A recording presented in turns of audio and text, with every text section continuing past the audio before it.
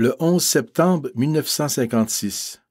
Mon cher Edmond, enfin ce matin j'ai quelques moments à te donner pour répondre à ta belle lettre.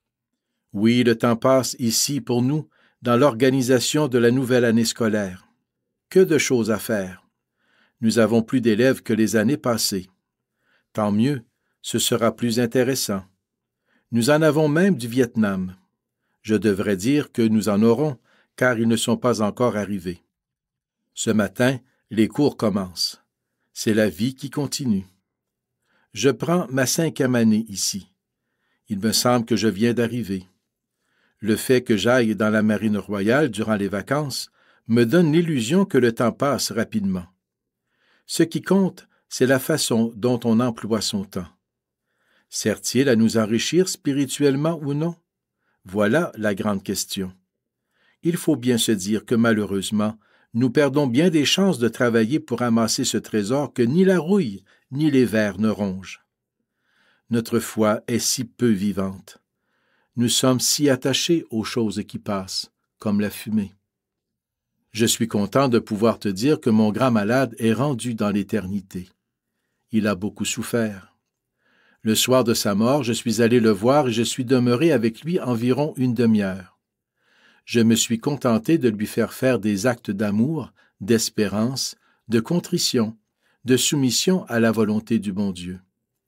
Il était trop souffrant pour que je puisse lui parler de religion.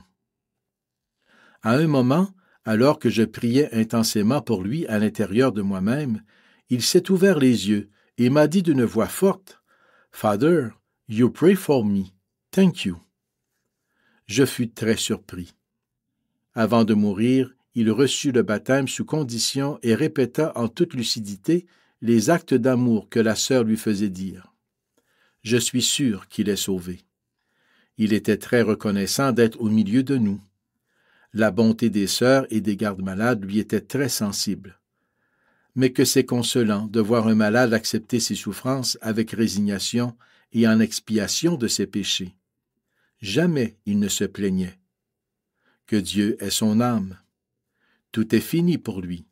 Il est casé pour l'éternité.